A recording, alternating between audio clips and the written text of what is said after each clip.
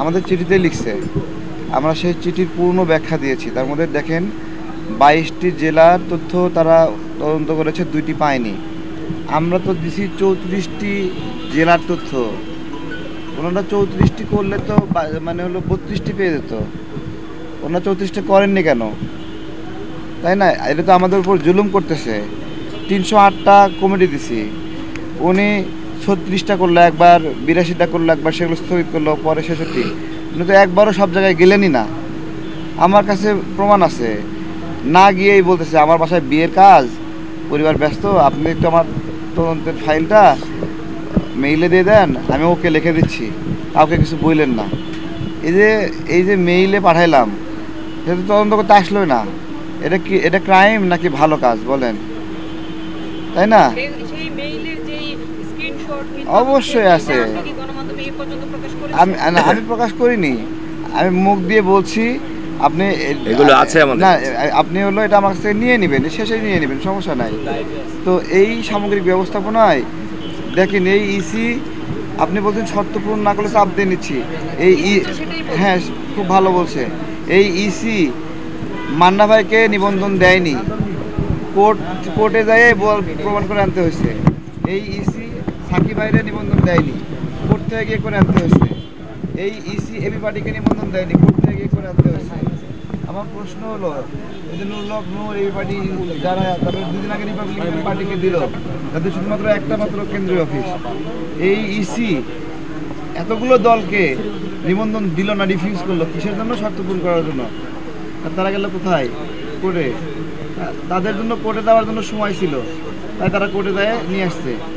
এটা নির্বাচনের আগ মুহূর্তে আইসা সে আমাকে কোর্টে বলার উদ্দেশ্য হলো আমাকে এই নির্বাচনে সে অংশগ্রহণ করতে দেবে না। আমি তো তাকে চাপ দেবো যে সে, আমি মার্চ মাসে থেকে কাজ শুরু হয়েছে, সে এতটুকু সময় নিল কেন? কে বলছে সেটা আপনাকে নির্বাচনে অংশগ্রহণ করতে দিবে না? এটা তো একটা প্রক্রিয়া।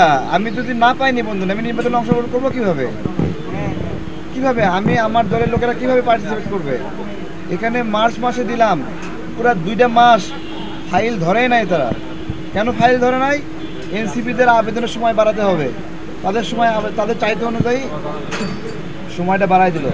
আমি আগে ফাইল দিলাম, আমার তদন্তটা আগে করবে না, না করে এনসিপি তো ঠিকই হ্যাডাম আছে গলায় পাড়া দিয়া নিয়ে যাওয়ার, সাপলাল দিবে না সেটাও কলি আকারে নিয়ে গেছে না, তারা চাপ দিয়ে নিয়ে গেছে না। তো সেটা আমার ক্ষেত্রে আপনি কেন বলেন যে আমি চাপ দিয়ে নিচ্ছি? আমরা দেখছি আপনি অনেক বেশি অসুস্থ হয়ে পড়ছেন, তাও এখানে বসেছেন। তাহলে আপনি কি চাপ দিয়ে নিচ্ছেন কি না নিচ্ছেন বলিনি, যে চাপের মুখে পড়ে কি নিবন্ধন? আমি তো আমরা চাপ দিয়ে নিচ্ছি না, আমরা চাপ দিয়ে তাদেরকে সঠিক জায়গায় নিয়ে আমরা নিজের উপরে চাপ দিচ্ছি, তাদের উপরে চাপ দিচ্ছি না। তাহলে আপনারা বলছেন যে নির্বাচন কমিশনকে শুধরাতে হবে, কোন কোন দিকগুলো তাদের শুধরাতে হবে? এরা 14 সালের একটা ভালো ভোট করছে, 18 সালে আরো একটা ভালো ভোট করছে, এগুলো শুধরাতে হবে। 24 সালে আরো ভালো ভোট করছে, 2 মেয়র নির্বাচনেও ভালো ভোট করছে। এটা কেমন ভালো এদেশের মানুষ জানে। এই ভালো ভোট আমরা সামনেও কি এরকম ভালো ভোট চাইনি বলেন? না, সামনে আমরা এরকম ভালো ভোট চাই না।